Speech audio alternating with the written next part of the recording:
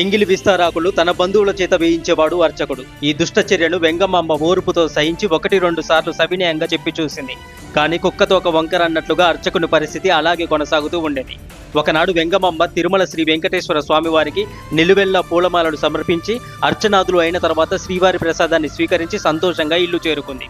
పెరట్లో ఒక పీఠంపై కూర్చొని ప్రకాశిస్తూ ఉన్న ఆనంద నిలయ విమాన శిఖరాన్ని తదేకంగా చూస్తూ ధ్యానంలోకి వెళ్ళిపోయింది.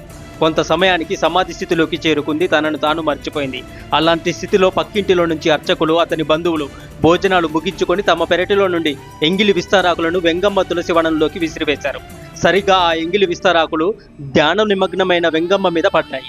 శ్రీ వెంకటేశ్వర స్వామి వారు ఎవరైనా తనను తిట్టినా దూషించినా ఏమీ అనడు, అన్నీ భరిస్తూనే ఉంటాడు. కానీ తన భక్తులను మాత్రం ఎవరైనా సరే ఏ మాత్రం దండించినా దూషించినా హింసించినా అను మాత్రమైనా సహించడు. ఆ భక్తులు క్షమాబుద్ధితో వదిలిపెట్టినా భగవంతుడు మాత్రం వారిని శిక్షించి గాని వదలడు.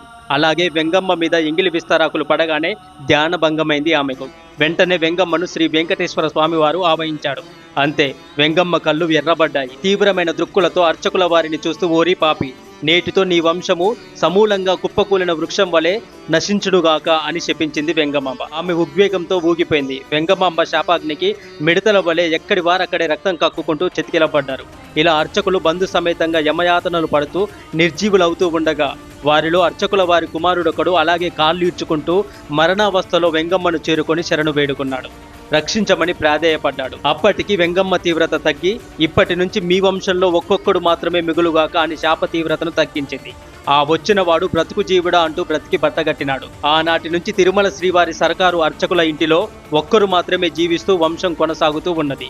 భగవంతుణ్ణి దూషించడం కన్నా భక్తుణ్ణి దూషించడము, హింసించడం ఎంతో విపరీతమైన ఫలితాలను కలగజేస్తుందనడంలో సందేహమే లేదు.